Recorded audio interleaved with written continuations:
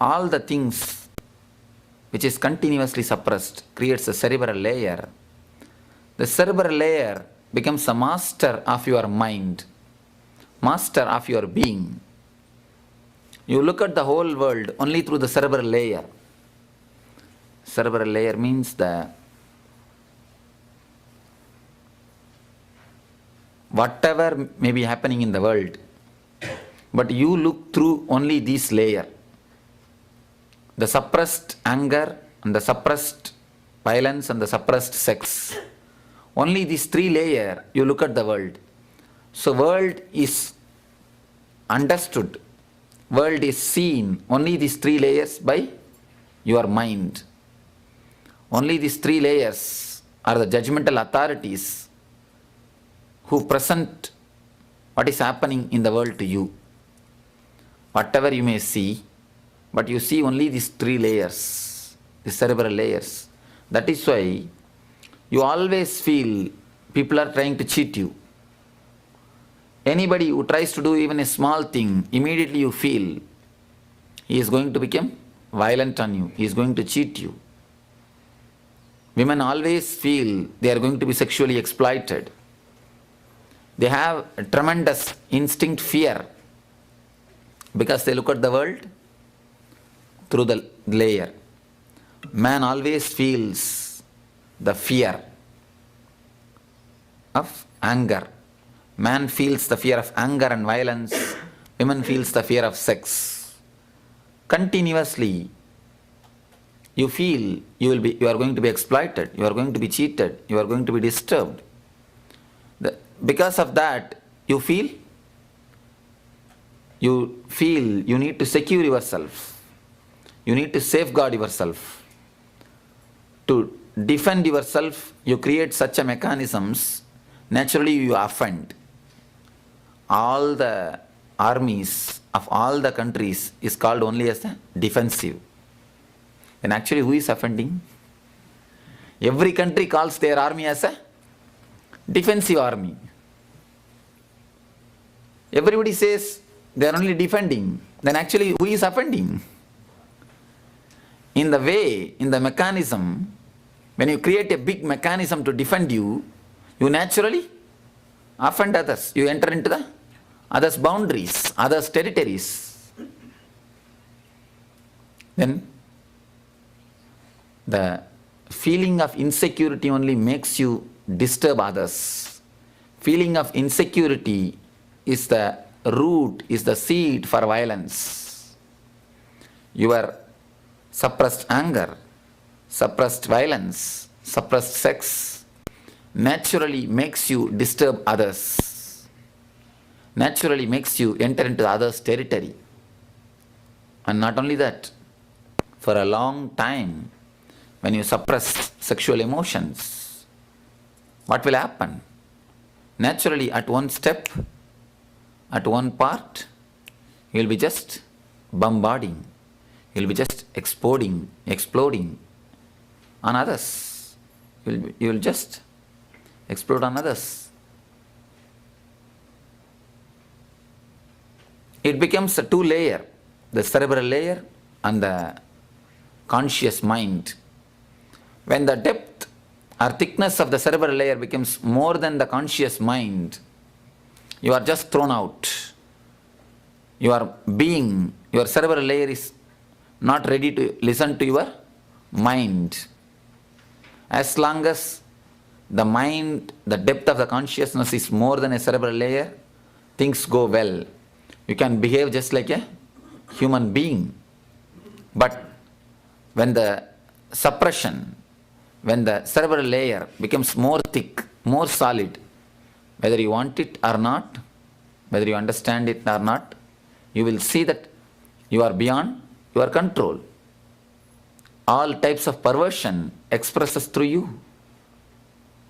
If you work with the criminals, if you go near and spend some time with the criminals, then you will understand how much they are human.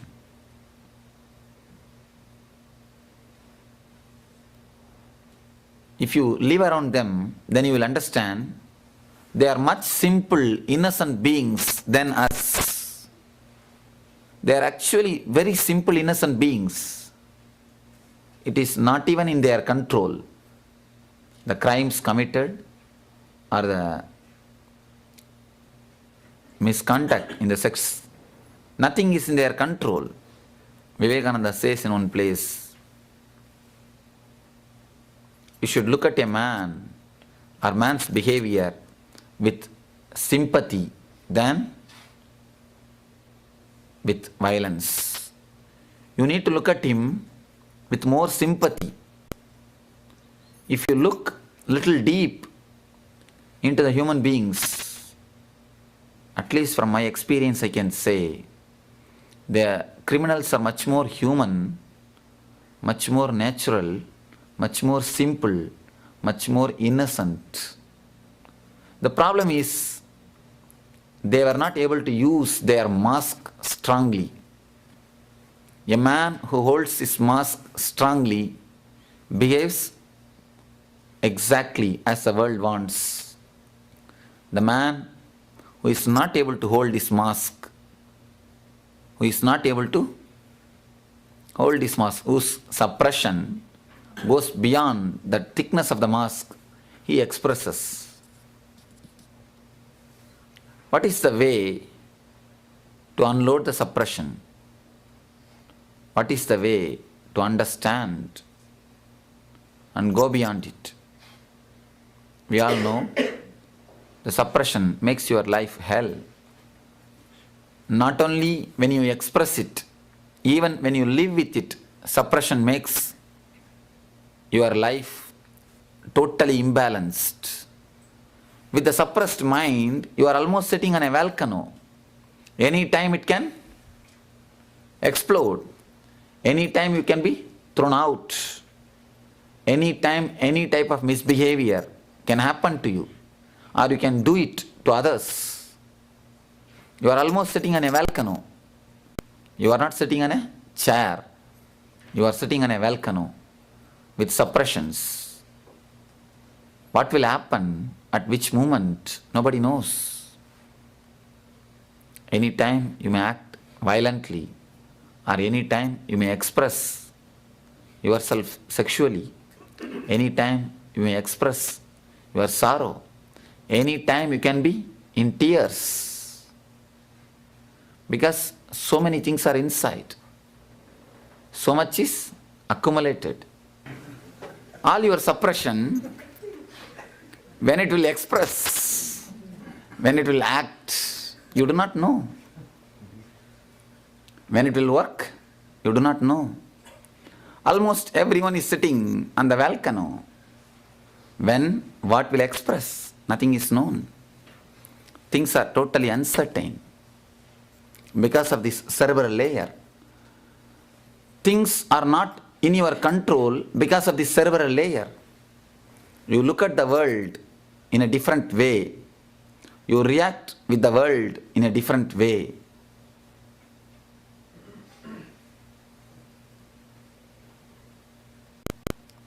In early times, the material supplied to the cerebral layer was not much. Was not much. That is the reason people come and ask me actually, Swamiji, if you read the meditation books or the meditation instructions given in the time of Patanjali, the instructions are very simple. They say, sit quietly, chant Om, your mind will become enlightened. There are many techniques written in the time of Patanjali. They say, sit quietly, chant Om, you will become enlightened. People come and ask me, Swamiji, but when we do the same thing now, we are not able to silence our mind. It is more violent. Actually, more thoughts are coming. If we just sit and chant Om, we could see all the movies inside the mind. More thoughts are coming. We are more violent. Why? Why the words of Patanjali is not working? You tell them, at those time, the mind of the human beings was simple. The cerebral layer was not existing. They do not know what is cerebral layer. In those time, those techniques really worked. People did become enlightened just by chanting Om. People did have the bliss just by chanting simple mantras. It was possible at that time because their mind was very simple. They didn't have cerebral layer. They didn't have suppression. But today, it's not like that. You know that if you use the powerful pesticides, என்னமா சொல்வீங்க அந்த பூச்சி மருந்துக்கு? Pesticides. The next generation, இந்த பூச்சிக்கு என்ன சொல்வீங்க? வாமா? Insects. Next generation insects. They learn how to live with the pesticides. Now, if you give one dose of pesticide, next generation of insects, they start living with one dose of pesticides. The one dose itself becomes food for them. So next time when you use the pesticides, you need to use the 2 dose. No other way. Only then the insects will be killed. Just like that, your mind, in those time, 1 dose of pesticide is enough to kill your mind. Today it is not possible. Your mind has become too thick, too complicated with the cerebral layer, especially the suppressions. When the TV has entered the world, when the TV was introduced, somebody asked me, Swamiji, when that Kali age born? What is the date of Kali age? I tell them the day in which TV has entered the world is the day in which Kali is born. They say, the poll survey say, average at least 3 hours the American sees TV. At least 3 hours per day. Am I right? Of course, I do not know. The poll survey says average 3 hours, minimum 3 hours per day. American sees TV.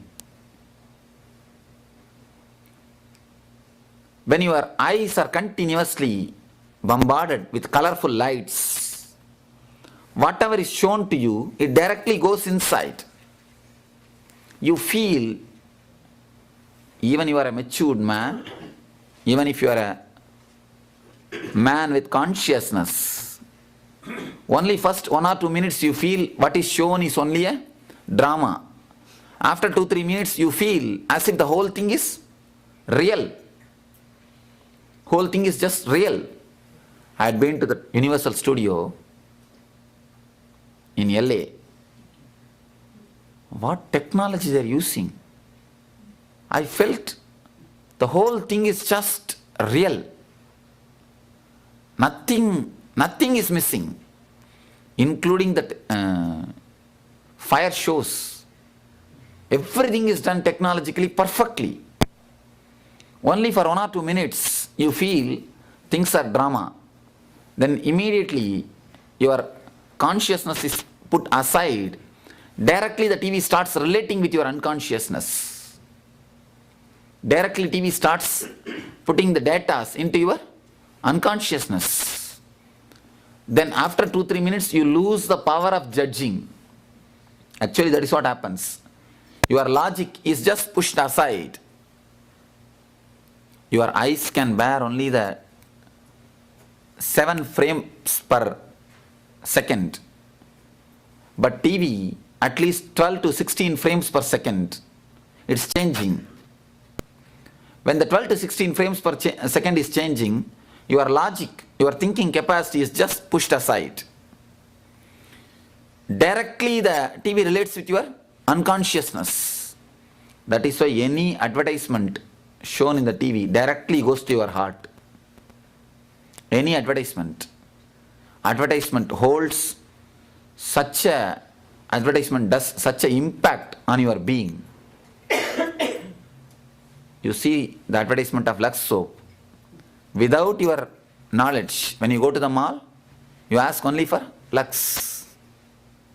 And especially any advertisement done with the underline of sex appeal directly reaches you. the advertisement agencies, they know the secret. That is why almost 80% of the products are launched only with the sex appeal. The underline of sex appeal will be there. Either the female models or the sex appeal. So that it can directly touch you. It can directly reach you. You are just continuously bombarded, exploited without even your knowledge, without even your protecting mechanism, which is called logic. Logic is the mechanism with which you protect yourself. When you see the TV, logic is just pushed aside. Logic is just pushed aside. And directly they start relating with you. That is why the cricket holds such a big importance for the foolish Indians. The fools. And they think this is the, patriotism. I heard one young, I'm just totally anti-cricket. Whenever the information about the cricket match is brought to me, I tell them, no, they will lose. Somebody came and asked me, Swamiji, why are you telling just like that every day? Every time you tell the India loses the match, why are you against cricket? It is a patriotism. It's a patriotism. Our country should be represented. I told, fools, are these 11 fellows are the representative of India? How can these 11 fellows who doesn't know anything about the culture, about the background of the country can be the representative of India? The prestige of India, the prestige of the country is invested on the just 11 persons. It can never be. If India has to be represented, it can be represented only by the enlightened masters. The 11 enlightened masters can represent India. Perfectly all right. Never by the 11 ordinary people. How can 11 ordinary people represent the India's prestige? But we always feel cricket is a patriotism. No. Just your unconscious, your logic is ruled by the advertisement agencies. Your logic is just pushed aside. They directly rule your unconsciousness. I tell you, somebody came and asked me, Swamiji, why should I surrender to my God? How will He guide me? Why should I surrender? What is the need for surrendering? I told him, there is no need. Who told you to surrender? If you surrender it to God, perfectly all right. Otherwise, you will be surrendering yourself to the TV. That is what you are doing. Directly or indirectly, your whole life is just guided by the movies and the TV. Because you lose your logic, your thinking capacity when you sit in front of that great box which makes you idiot. Your logic is just pushed aside. Directly they relate and give the instruction to your unconsciousness. You should understand what is hypnotism. Hypnotism means putting your logic mind aside and directly relating with your unconsciousness is what is hypnotism. When it is done with a proper technique, your eyes closed, it is hypnotism. When it is done with your eyes open, it is TV. TV does it when your eyes are open, without even your knowledge. Unconsciously, you are just guided, ruled, instructed, without even your knowledge, by the medias, by the TV. This is the main reason, cause for your suppression.